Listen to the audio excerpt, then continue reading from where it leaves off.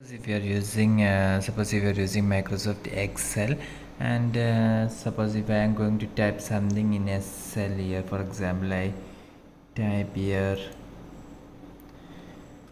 HELL hello, and suppose if I want to repeat this to few cells down, then I am going to simply select this one.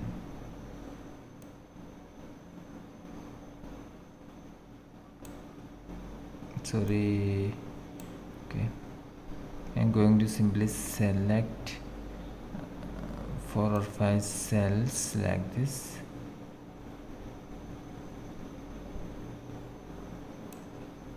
Now I'm going to enter.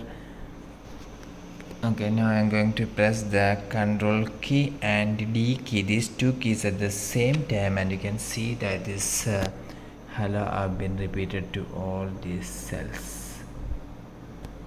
Okay, once again, if I am going to type here hi, if I am going to type here hi, then I am going to select these few cells if I want to repeat this. Now I am going to press the Ctrl key and D key, these two keys at the same time, and you can see that everything has been repeated here like this. For more videos, subscribe Engineers Online. Thank you.